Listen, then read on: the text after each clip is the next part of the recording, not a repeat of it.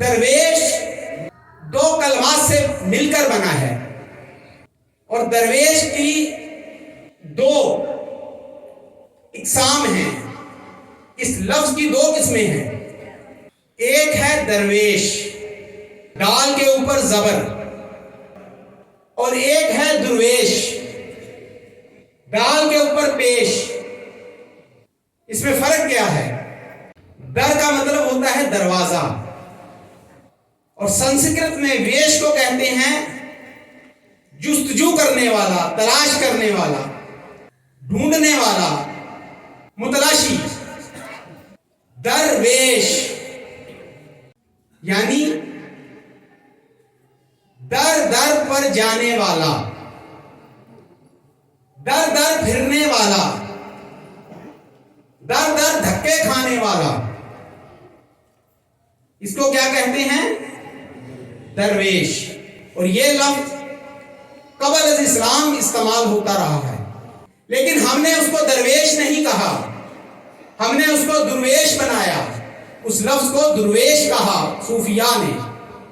در کہتے ہیں موتی کو، کہتے ہیں نا در نایاب، در نجف، نجف کا موتی. در درویش مطلب موتیوں کی تلاش میں پھرنے والا، موتی کی تلاش کرنے والا. وہ کیا ہوتا ہے؟ درویش. خانقاہوں میں تھیوریٹیکل ورک جو ہے، تھیوری پیش کی جاتی ہے، کتابیں پڑھائی جاتی ہیں، سنائی جاتی ہیں، سمجھائی جاتی ہیں. نصاب ذرائع کنٹینٹ جو ہوتا ہے وہ ہوتا ہے کتب تصوف، تصوف کی کتابیں. نصاب یہ ہوتا ہے، نصاب درویشی کا ہوتا ہے، لیکن تربیت درویشی والی ہوتی ہے.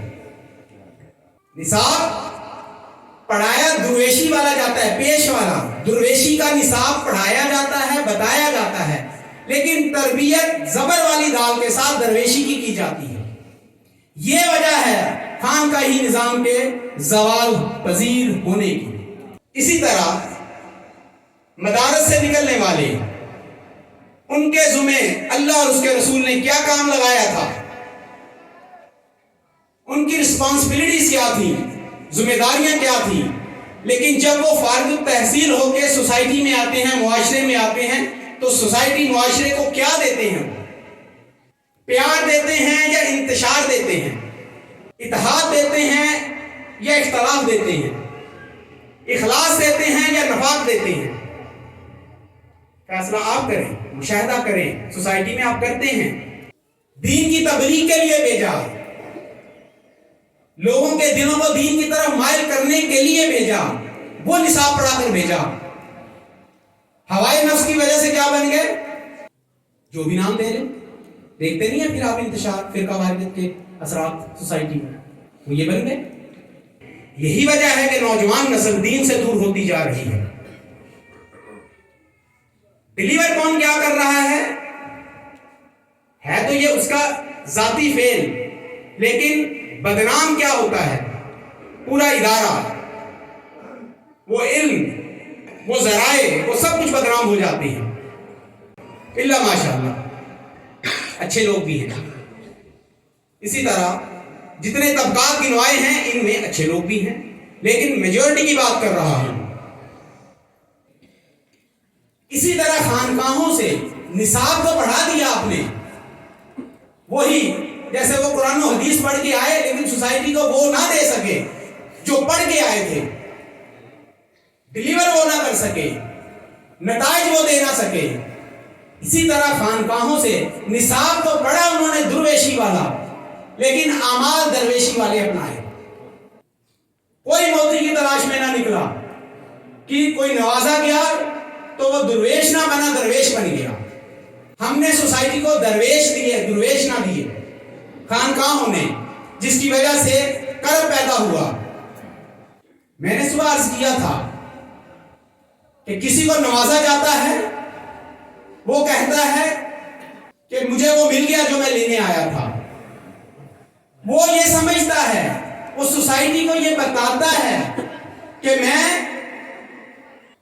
दरवेशी लेके आ रहा हूं। दर हकीकत वो दरवेशी लेके सोसाइटी में आ गया है, घर घर जाता है, मुरीदों की तलाश में फिरता है मारा मारा। कोई मेरा मुरीद हो जाए, कोई मेरी जाल में फंस जाए, कोई मेरी दुकान का कस्टमर बन जाए, कोई मेरे पीछे चल पड़े। ये है दरवेशी,